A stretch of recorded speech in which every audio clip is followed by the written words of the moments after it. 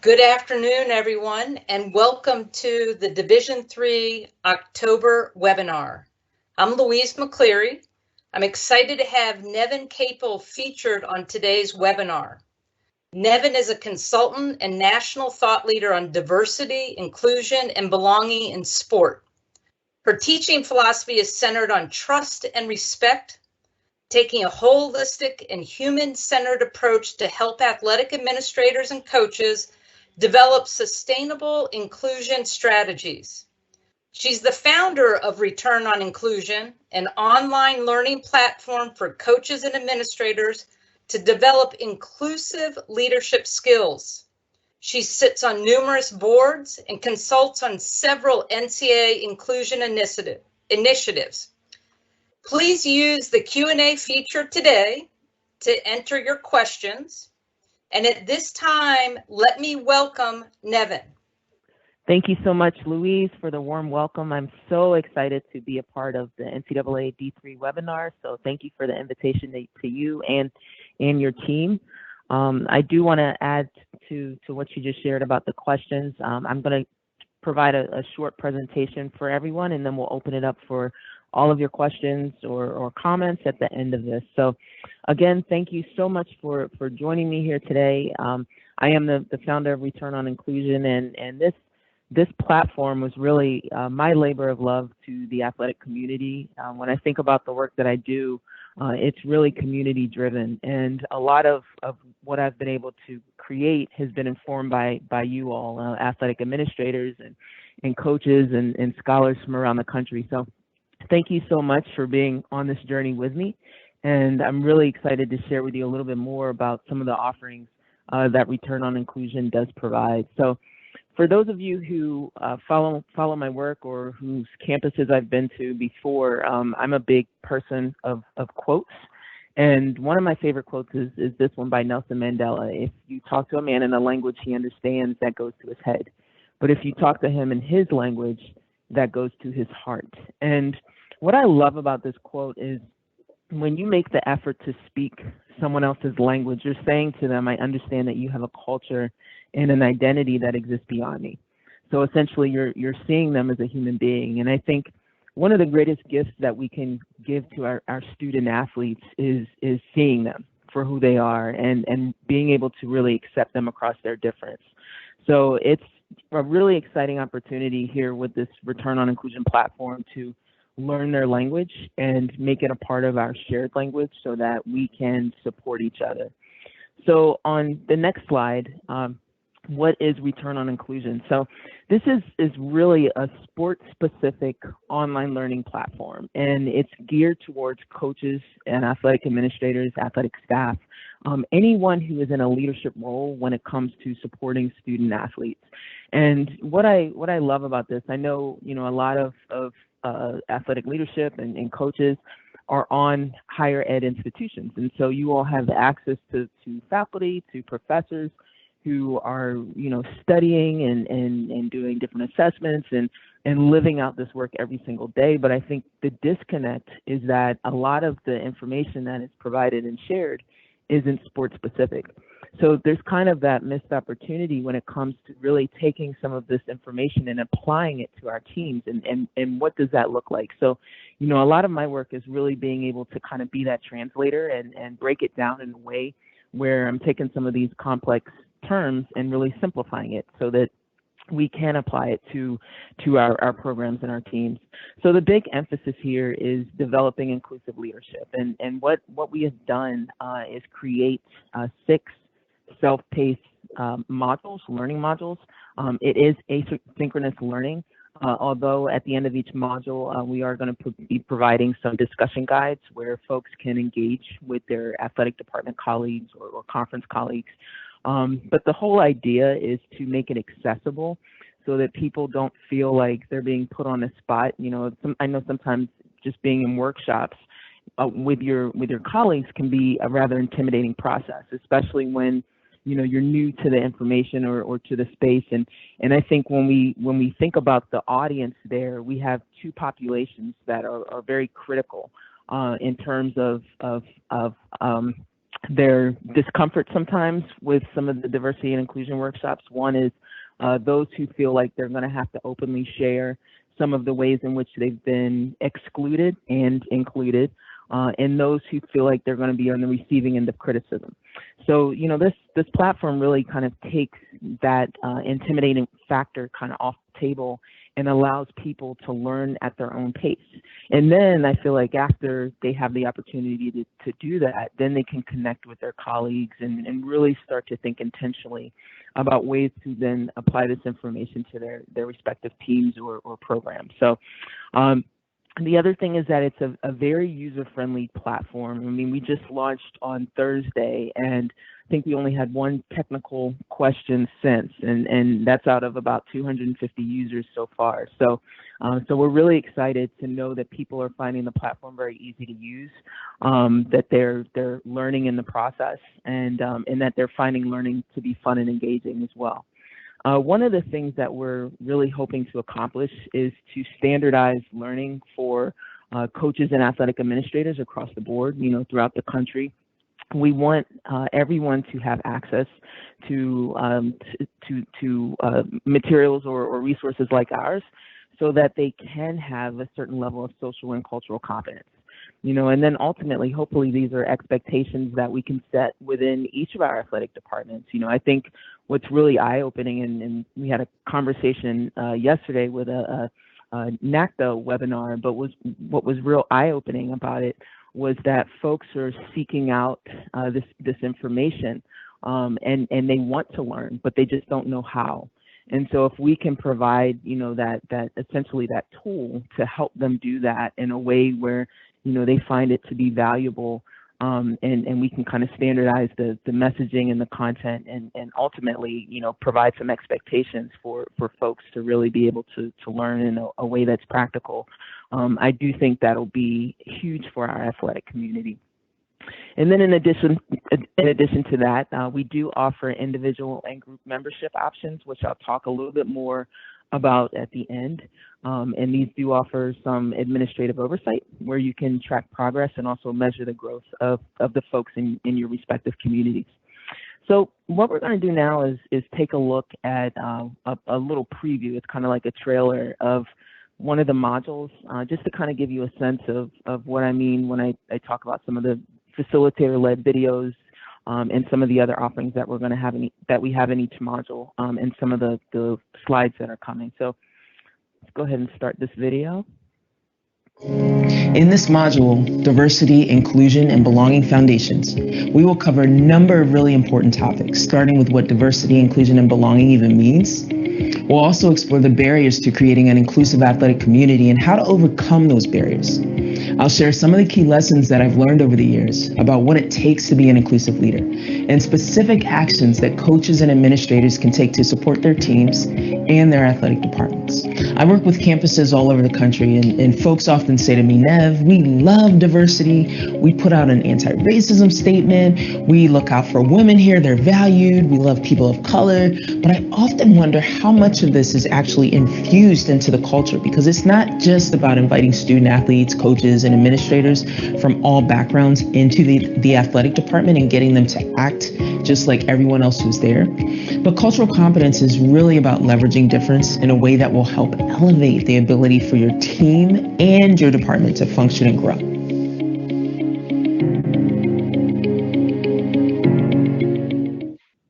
All right, so this is actually kind of a sample of one of the modules, and you'll see those videos throughout each module. I think one of the things that was really important to me is since, you know, I'm not physically on campus, I want to be able to personalize the learning as much as possible. And so, you know, I tried to make sure that I'm still facilitating the learning path and the learning journey of each of the participants. So if we look at the slide of what's included in each of the learning modules, there is about 1 to 3 hours of coursework depending on your level of knowledge. You know, folks might be just entering the conversation, so it might take them a little bit longer to get through some of the coursework. And then you have folks who are advanced in their learning and really just finding some great opportunities or resources to continue building upon the knowledge that they have. Each module has facilitator-led videos, and this is the majority of the content that is included in each of the modules. There is a participant workbook in each module, and it really helps folks kind of journal as they go. In addition to the workbook, there's some self-reflection questions that they'll be asked to submit different information, as they're on their learning journey. And a lot of this is very helpful for them to just reflect on or look back on, once they could finish a module, they'll be able to retain a lot of that information that they hopefully learned during the modules. As I mentioned earlier, there's going to be discussion guides for group members. And I think one of the special things about the discussion guides is that we want it to be something that the community is actually utilizing. So what I've asked some of the folks who are kind of going through the modules initially is to find out what kind of things they want to be able to learn or talk about with their colleagues. So, as we get that information, we'll be able to put those guides in each of the modules in real time. And I think that'll be fun in a way, and a great way for folks to really be able to inform a lot of the work that we're doing and the content that's going into some of these modules. In addition to that, there's sport-specific case studies. So these are real-life situations that have happened on campus, and it's been great to collect that information over the past 8 years of really doing this work on a daily basis, and being able to now share these case studies with the community, because I know a lot of coaches and administrators are really struggling on what to do with certain situations. And so this is a great guide for them to really think critically of these challenges. There's also knowledge retention quizzes at the end of each module. So again, just to kind of check in with people, see how much they're learning, how well they're doing. And then at the very end, after a participant completes all 6 modules, there is a final assessment. So that's kind of a compilation of all 6 modules and the information that they have learned throughout their inclusive leadership journey. And there's handouts and resources also included in some of the modules. And at the very beginning of the course, there is a self-assessment, and that's just something for each participant to reflect on their inclusive leader journey and kind of see where are they, where do they want to go, what are some of the steps that they'll need to take to get there, what are some of the most important learning objectives that they should really be focused on, just to provide a guide for them to move forward. On the next slide, when we look at the 6 different core learning modules, so for Module 1, we have Diversity, Inclusion, and Belonging Foundations. Module 2, Cultural Competence, Covering and Managing Relationships. Module 3, Overcoming Bias and Decoding Microaggressions. Module 4, Unpacking Racism, Anti-Racism, and Privilege. Module 5, LGBTQ+ Inclusion and Gender Stereotypes. And lastly, Module 6, Inclusive Leadership and Strategic Plan Development. So when we look at Module 1, Diversity, Inclusion, and Belonging Foundations, again, going back to a shared language, I think a lot of folks are trying to understand what does diversity, inclusion, and belonging even mean, and how do they differ, and what I often find is that people think the terms like diversity and inclusion are interchangeable. So really being able to provide some guidance for them and not only look at some of the terminology and the language and share those definitions, but also the role specifically of coaches and athletic administrators in creating these more inclusive cultures. I also, one of the other things about diversity and inclusion is that people tend to think, you understand diversity and inclusion if you're born a certain way, if you look a certain way, and not everybody is meant to understand it. But that's, unfortunately, that, or I guess fortunately, that is just not true. It's an actual learned skill set. And obviously there needs to be a mindset or an openness to really want to be able to learn and kind of lean in, especially in those moments of discomfort. But it is a skill set that each of us has the opportunity to learn to really be able to support not only ourselves and understanding kind of our role and how our perceptions really inform our behaviors, but helping the people around us grow as well, especially our student athletes. I think one of the things that's really fascinating about this day and age is that our young people are driving a lot of the conversations that are being had on campus, off campus, in the community, on social media. And the expectation is that leadership will be on the same page with the direction that they're moving in. And so I think it's a real opportunity to really engage with them now, and by really learning about some of these key concepts, we can hopefully do that. For Module 2, Cultural Competence, Covering and Managing Relationships, this module really looks at how our social and cultural differences affect our relationships. So, a lot of it is about healthy relationship building. We will look at, the dynamics of difference and kind of how that affects who we think is competent, who we think is not, how even, our biases kind of play into that a little bit to inform some of our opinions and stereotypes. And you'll also learn how to manage team conflict. And through that, again, that's a great opportunity for growth and also a way to really affirm those healthy interpersonal relationships and teach, our young people how to have those relationships as well. I think covering is also a really important concept. We have folks who tend to downplay certain parts of their identities because it isn't, widely accepted as part of the mainstream.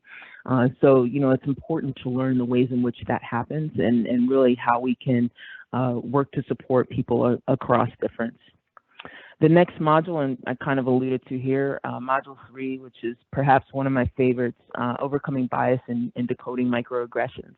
And I think what's really fascinating is the way that unconscious bias affects all of us. There's no way to avoid it. It's just a part of our society. It's a part of how we're socialized. It's a part of how we're raised. So how can we become aware of those perceptions and that bias, especially when it has a negative impact, and work to really change it, work to grow from there. In addition to that, when we think about microaggressions are kind of an outgrowth of bias. So when we think about the intention and then the impact, a lot of times people don't intend to hurt people or to harm people. But the reality is that if we are constantly consuming certain beliefs and certain ideas about people, it's only a matter of time before that comes out.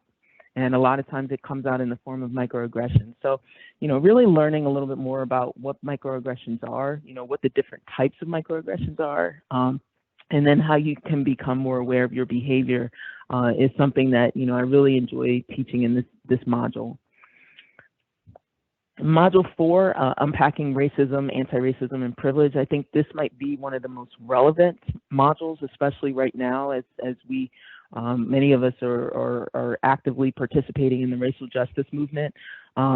Again, it's one of those things that we can't avoid and we shouldn't avoid, and I think what's really fascinating as well is the way that we all consume racist ideas. And by that, I mean white people, I mean people of color, we all consume these ideas. Now, the way that it manifests is obviously different for each of us, but each of us plays a role in really being able to confront those racist ideas and challenging them in a way that not only we can grow personally, but that we can encourage, our student athletes to be better as well. I think one of the really big important pieces for me is being able to engage allies in conversations about racism as well. When we think about this movement, the reason that we are so far along in terms of our racial justice and the strides that we are taking is because most of us, let's say, I'm not going to say all of us, but most of us recognize that this does require collective action.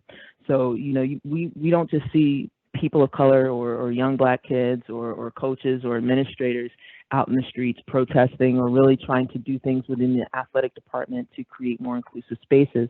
But we see our white colleagues and our friends and our family and our loved ones participating as well. So the more we can model this and encourage this type of unity within the community, and I didn't mean for that to rhyme on purpose, but the more we can encourage that, the better and stronger that we're going to be as a community. So I'm really excited for everybody to unpack that module.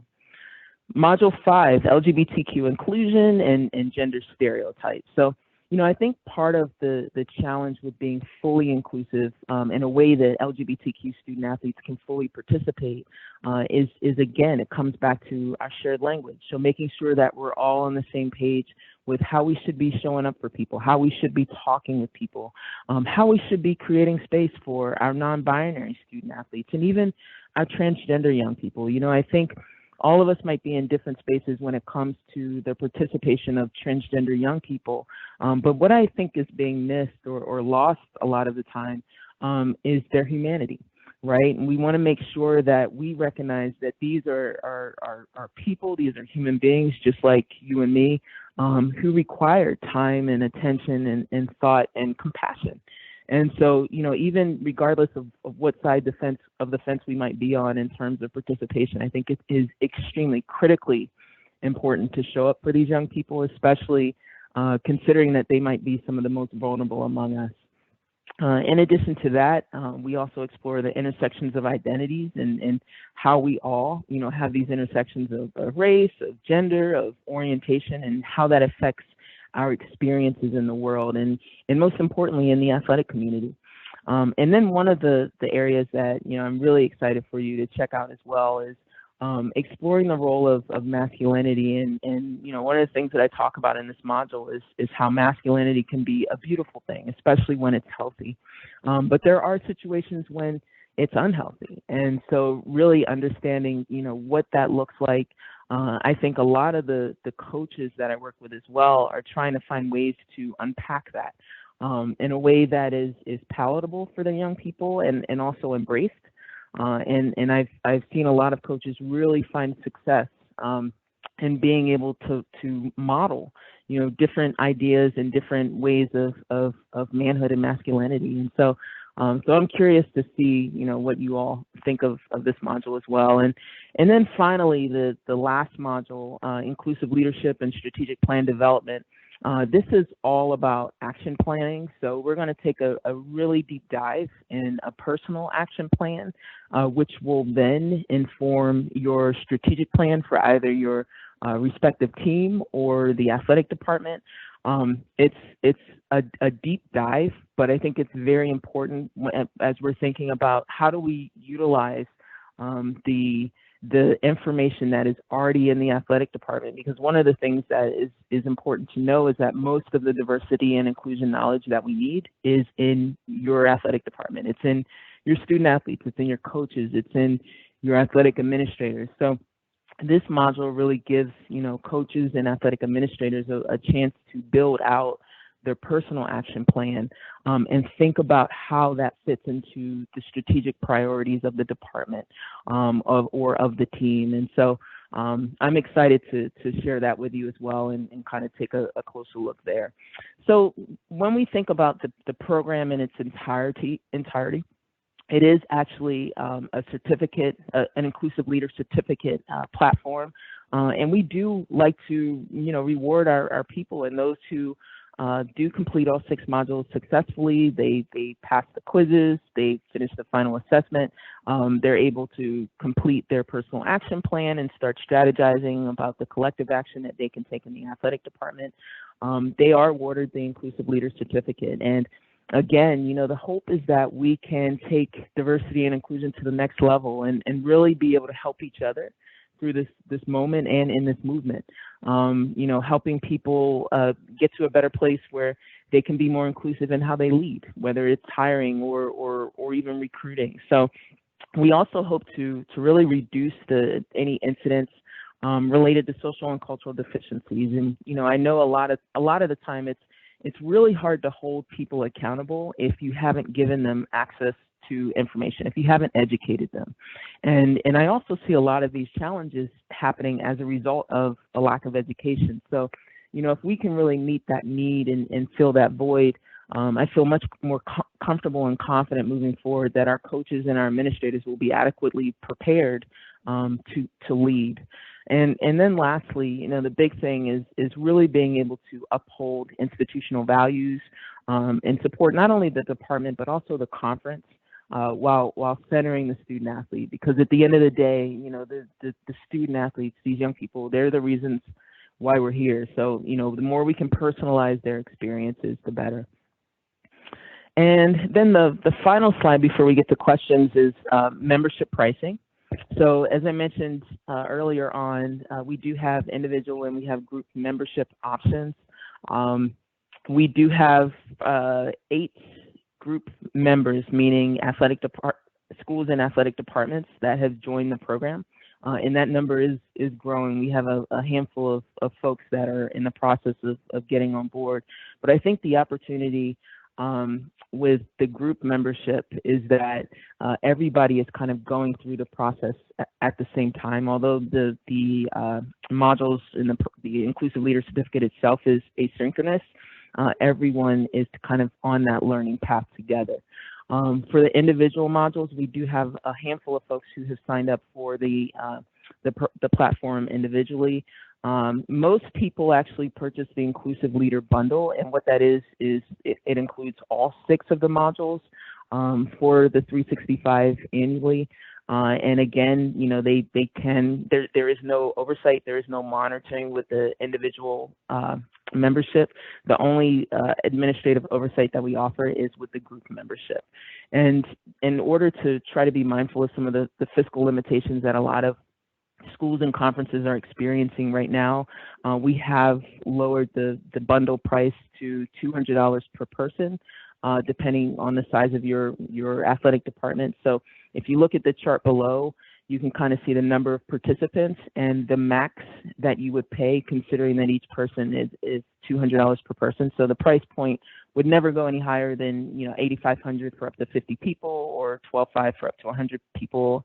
And then you can see, you know, as you kind of go up with the number of participants. So I know that was a lot, but what I would love to do now is get questions from anyone who is on the line who would like to know more, or even, you know, comments, anything that you would like to share. So Louise, if you wouldn't mind helping me with some of the Q&A, I would really appreciate it. Nevin, I am happy to help, and I think first I'll encourage everyone to put their questions into the Q&A. Also remind everyone that this PowerPoint will be on the Division 3 webinar page, and we are recording it, so the recording will be there as well. So Nevin, I'm positive you're going to get, as I'm looking at the questions, you're going to get questions that are specific to the modules and some that are broader. So I'm going to start with a couple that are broader and let you use you'll figure out if you feel comfortable answering the question or not based on your experiences and your knowledge. The very first question I received was, how does one lead inclusively? So I think that is a great question. And, you know, and I think it means something different to everyone. But at the end of the day, I feel like if you're someone who is there for the student athlete, the whole opportunity is to really be able to support them in their ability to fully participate, but also continue to remain open and listen and learn to what it is that they need from you as someone that they trust and value in the space. When we think specifically about some of the opportunities, and especially on the inclusive leader journey, I think most of us start from a place of unawareness, where we don't even recognize that there are any issues, you know, and part of that is how we've been conditioned or socialized. It's not a bad thing to start from a place of unawareness. The hope is that we don't stay there. And once we become aware of some of the challenges and issues that exist throughout the community and also within the campus community, but also in the athletic department, then the whole idea is that we move to a place of awareness, and we get to a space where we're ready to take action. And once we go from unawareness to awareness, and then we activate, then we're able to really start thinking strategically about, okay, what programs can I get in place or get in front of my student athletes or in front of my colleagues to help them learn, to help them grow and really develop their leadership skills. We might look at different policies. And maybe even have a policy review, you know, where we're looking at, okay, do these policies include everybody? And if they don't, who's missing? And how can I create, you know, more and take a more inclusive approach to really make sure that, you know, everybody has access to the equitable resources that they need. In addition to that, you might look at, you know, what are some of our public facing approaches as well? You know, what are we telling or teaching our spectators or our fans when they come to the games, what are we expecting from our vendors? As folks who we're supposed to kind of have some shared values with. Are they upholding the same institutional values that we have? So those are some of the ways in which inclusive leaders really activate to be better. And again, when we think about what does it mean to lead inclusively, I really think at the end of the day, it becomes something that is a personal experience as well. We have to be able to find that for ourselves. There's a structure and parameters around it, but I challenge everybody, think about what your role is in diversity and inclusion, and especially as it pertains to showing up for your student athletes. Nevin, thank you. The next question is, does the module content equip coaches and athletic staff to moderate conversations about inclusivity and oppression with each other and student athletes, or just help them assess whether they're the right people to lead those conversations? Yeah, so it actually, I wouldn't necessarily say it's like a train the trainer, but it's more about kind of a personal journey and then a collective journey. So the personal journey is, really doing a lot of self-reflection exercises within each of these individual modules. And then the hope would be maybe for instance, we have an institution that we're working with, and what they have asked of each of their coaches and administrators who are taking the Inclusive Leaders Certificate Program right now to go through one module each month. And then at the end of the month, they're going to have a kind of like a discussion about their what they've learned and what some of the key takeaways are. So I feel like the opportunity here is not necessarily to make people have to lead these discussions, but rather create a space where you can have a discussion as a group about what they learned. And those folks who feel inspired or encouraged to do more, then we can definitely provide some additional resources and support around what some of these more in-depth conversations look like.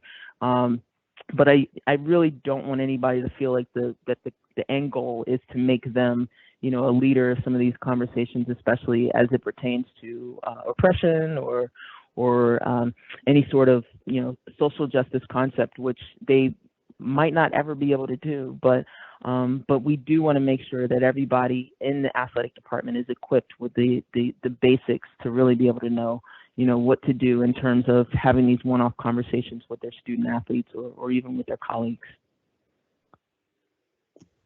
Thank you, Nevin. As I mentioned, we're going to have some module questions and some higher level. A higher level question is anti-racism different than anti-Blackness? That's actually a great question. So, honestly, it's interesting when we think about racism, because racism includes a lot of different people, right? It includes Black people, Indigenous people, people of color. And there's different groups are targeted and discriminated against in different ways.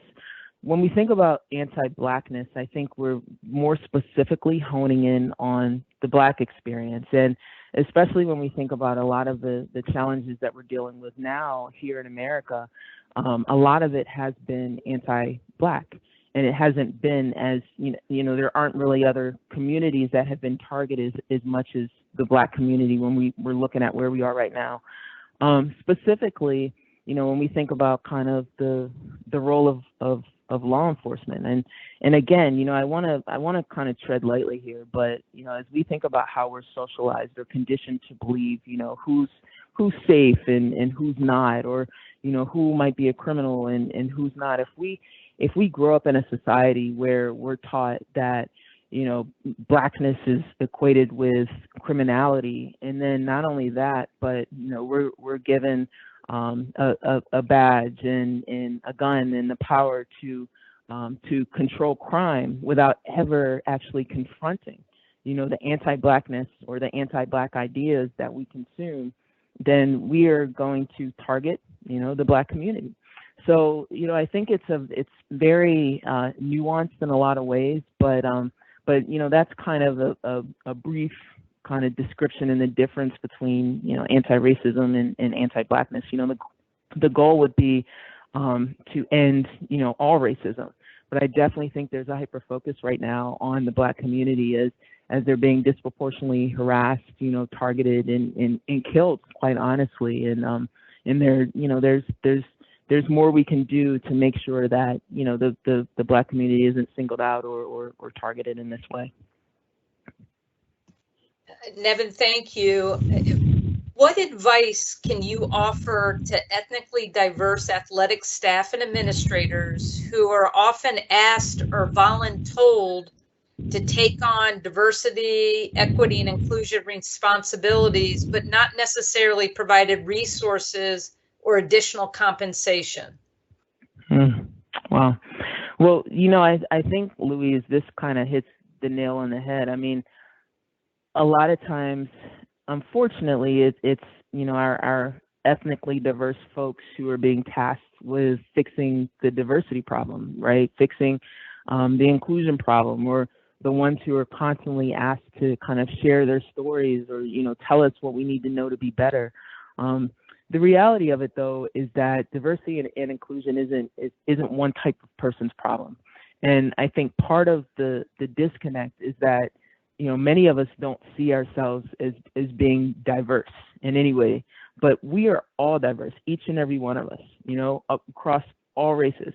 And so I think it's important to realize that even if you, and I think when we think of diversity, we usually think of it in terms of race and gender for the most part.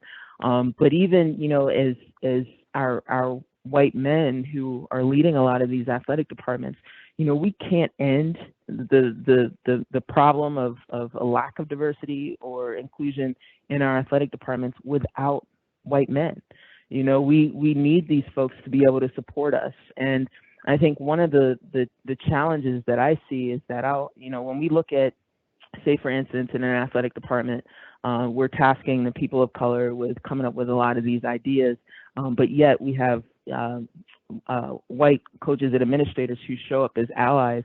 If those folks who are showing up as allies haven't yet interrogated, their role and responsibility as a white person in a society that rewards whiteness, and really can lean into that discomfort and address it and talk about it in a way that in a way that personalizes the racism and the lack of diversity that we're seeing, then we're never going to fix the problem. We need our colleagues to ask the hard questions of themselves first before they start asking those questions of us. And I think that's something where, I try to do in different ways as well. I have to be able to, if I'm telling somebody, hey, I want to show up as an ally for you, I have to be able to ask those hard questions of myself first. Well, what is allyship in my life? For me, I have one of the privileges that I have is being able-bodied. So, I have a couple very close friends that I've said to them in the past, I want to be an ally to you. And they looked at me and they're like, what are you talking about? You don't even know what my life is like. And if we're not willing to at least understand that part of difference and recognize the privileges that we have, then we're always going to leave it up to everybody else, and especially those who are on the margins, to fix the problems for us, because we're not going to see our place in the movement.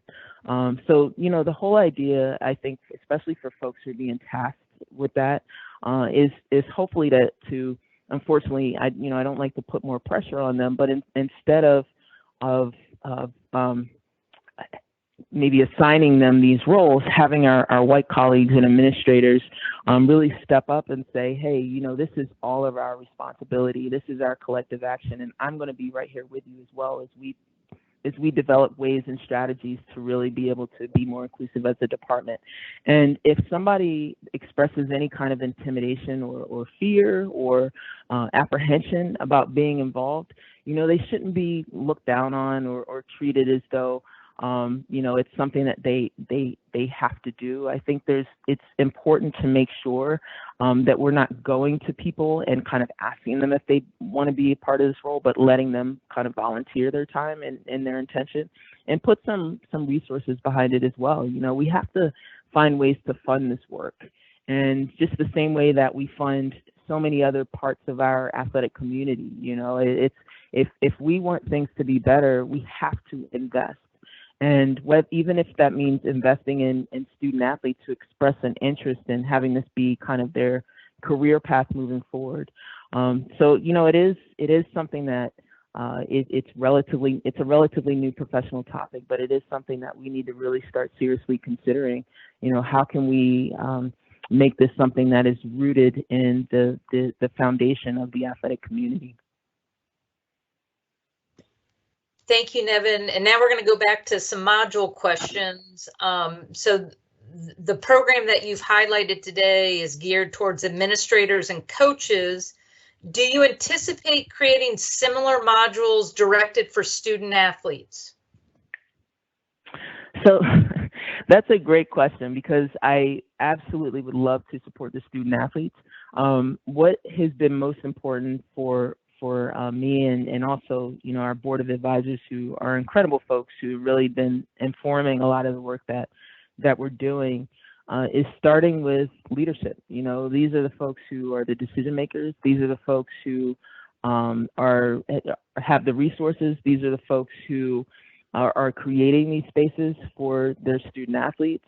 So by starting with leadership, we can actually create a foundation to really support our student athletes, instead of rolling something out at the same time with kind of both populations, and then having the student athletes get excited, but yet the coaches and administrators aren't quite there. So the hope is down the road, I'd say in the next 6 to 12 months, having something that's a little bit more specific and refined for the student athlete to participate in.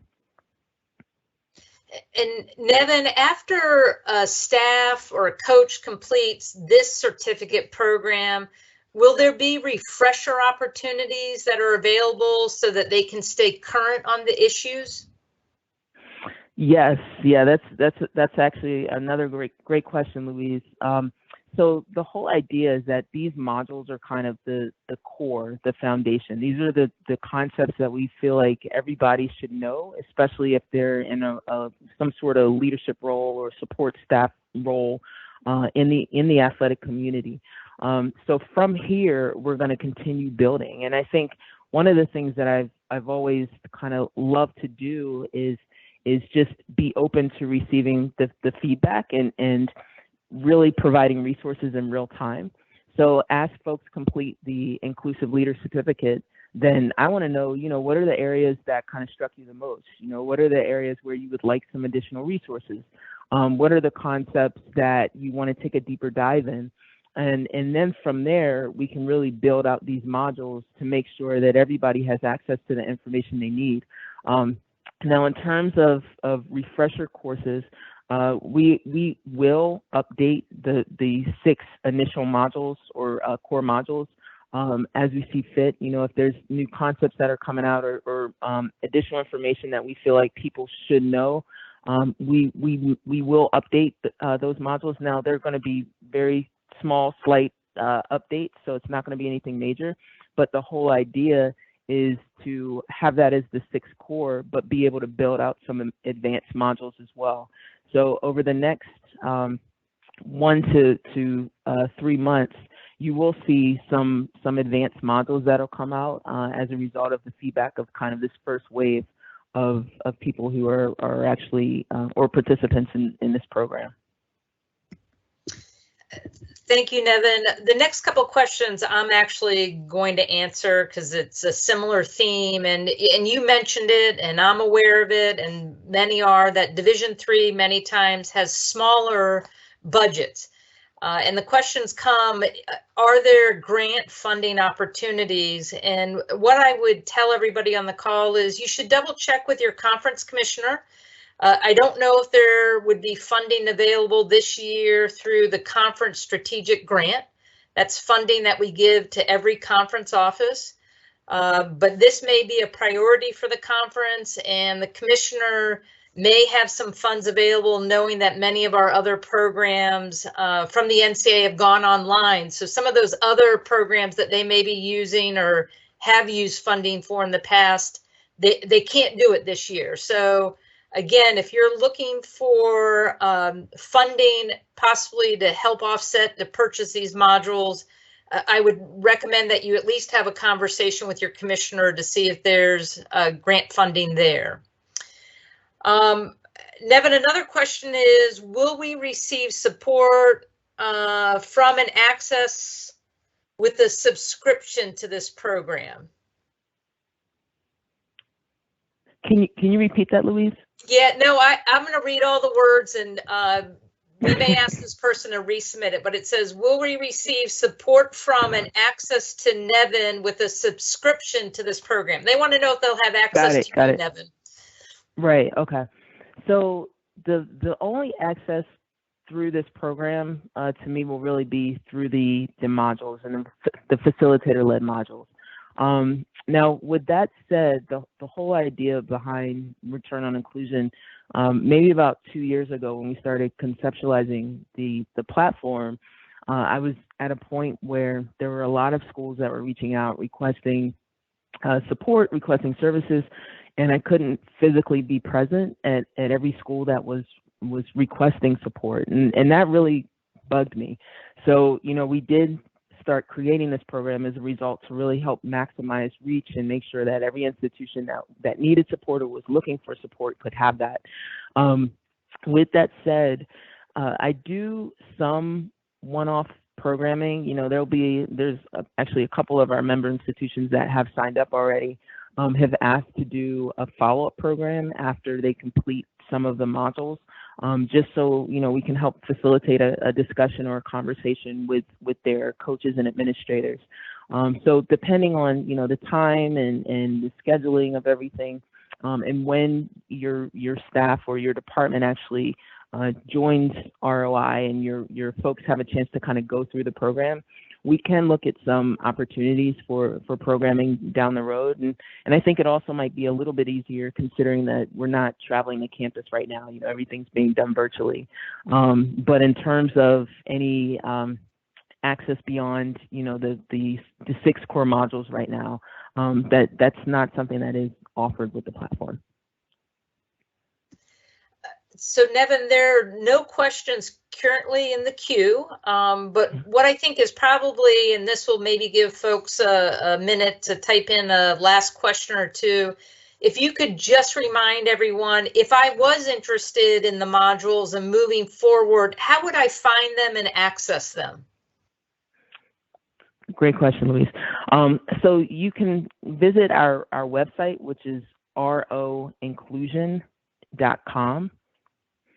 And on that website, you can submit an inquiry for group membership, or you can sign up for or purchase the individual inclusive leader bundle or an individual module.